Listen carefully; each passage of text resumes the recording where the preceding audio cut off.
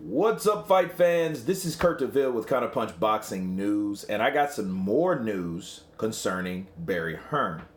Now, like I told you guys initially when I did the first video concerning Barry Hearn and the comments that he made during the press conference of Rivas and Whyte, or Whyte and Rivas, I told you guys, I informed you guys, like, hey, he's going to get a lot of backlash for this, and I was just waiting for the cavalry to come in, the people to give their insight, to attack the statements that he said. And you know what? Regardless of what the LDBC stands for, regardless of their bias for black fighters, those channels were created to benefit or to amplify and to elevate black fighters.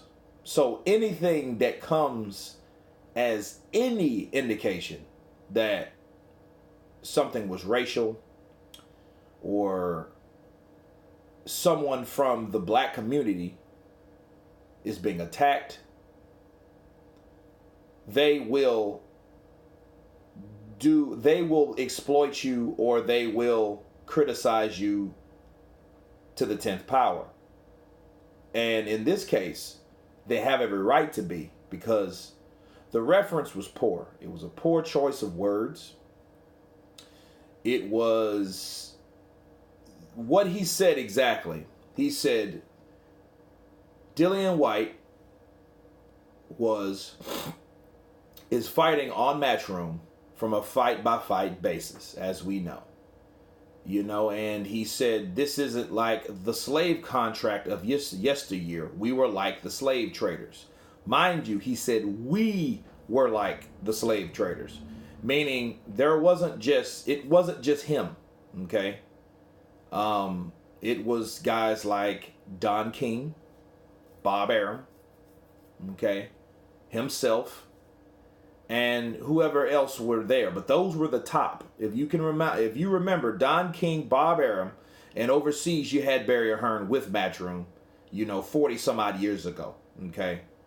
Bob Arum's Jewish, Don King's black, and then he's a white British man, okay?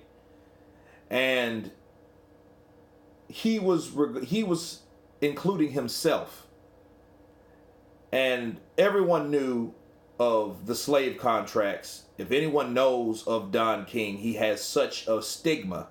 He is so infamous in the sport of boxing that everyone that knows boxing, or just know a little bit about boxing, knows some of the history that Don King and the havoc he has wreaked on fighters concerning contracts. Okay, now one thing about that, I needed to clear that up. That wasn't just a white thing, but it was. You couldn't ignore it was a white guy telling a black guy, a white promoter telling a black fighter, hey, we were slave traders. That shit's insensitive. That wasn't the appropriate thing to do at the time. Okay? Slavery is a very, very sensitive subject. For the people that say, oh, get over it, well, pretty much you weren't included in that. You know what I mean? That's like telling someone that from Tiananmen Square in China that their ancestors or their brother or sister was killed and ran over by tanks in Tiananmen Square because they were fighting for equality and freedom. Oh, that was 30 years ago. Why don't you get over that? You weren't there. So you really can't be included. So it's pretty much not your thing to have an opinion about how someone else should feel. At all.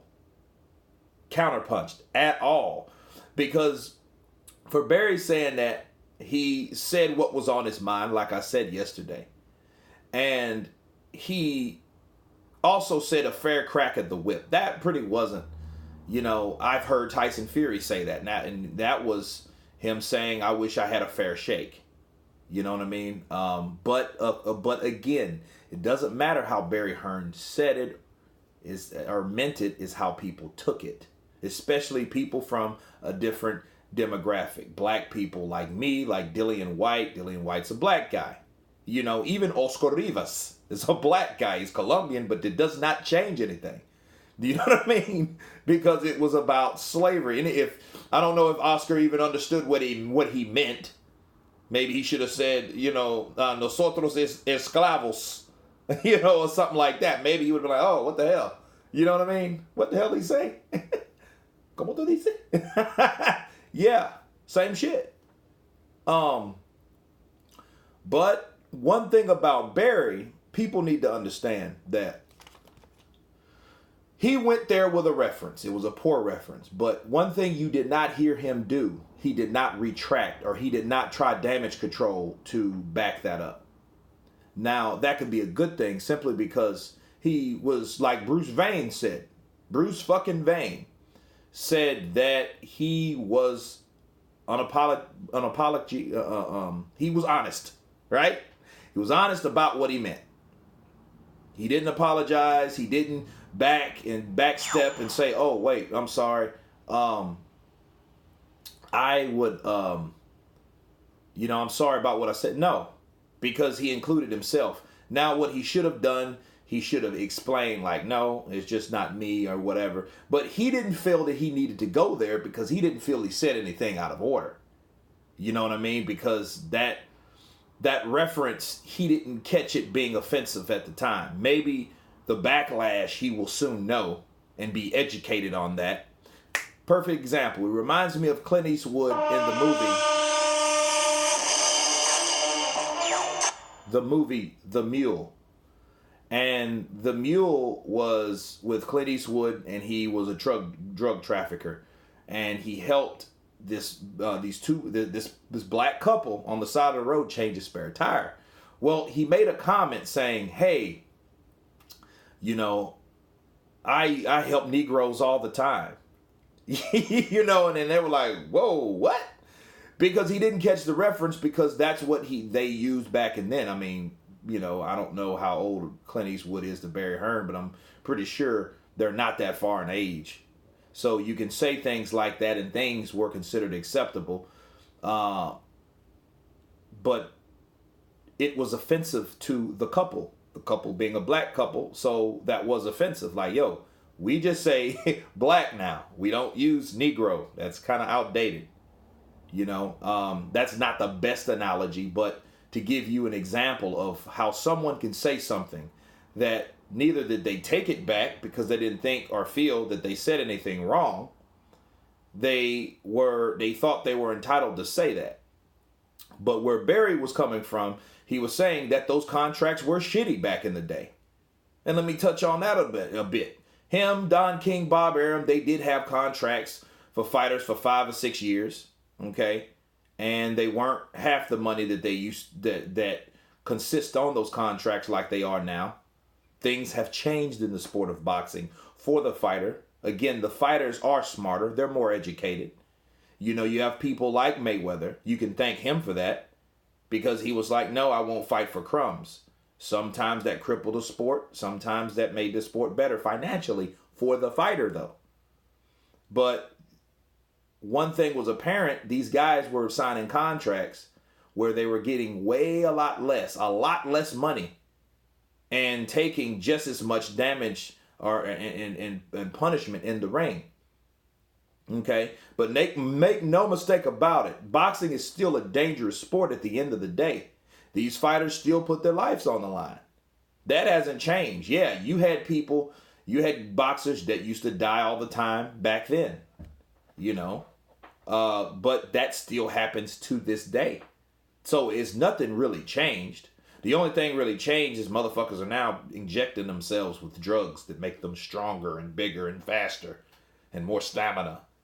You know what I'm saying? So that is one thing that has changed, you know, and that's a very bad thing. But back to Barry, you know, he should be educated or informed. Like, don't make slave references to black people, you know, because people are sensitive about that.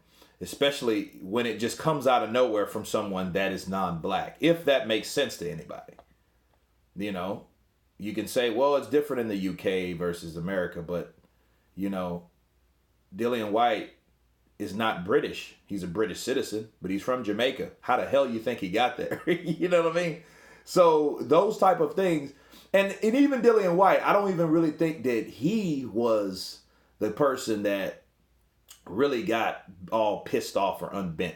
I don't know, because I didn't really see that. I just thought Dillian Whyte was like, this motherfucker's crazy. This old motherfucker's crazy. You know what I mean? And since Dillian Whyte is a guy that speaks his mind, he probably respected it more than anybody else, because it would be different if you said something and, then he start backpedaling what he said. That would have been a different scenario. But this wasn't the case. He was just like, we were the slave traders of yesteryear. You know, that was what we did. We had crazy contracts. We had crazy contracts. You know, not just himself, but he included himself. And that's where the problem laid in. But anyway, the question is, guys, do you think Barry Hearn should apologize to the public, the media, to Dillian Whyte, the person, to Oscar Rivas, the person that or the people that he was referring to? You know, it's a question for you guys. Of course, leave your comments below and tell me what he should do, should he, and why, or why not. But anyway, this is me wrapping that up. This is Kurt DeVille with Counterpunch Boxing News. You guys been counterpunched. Peace.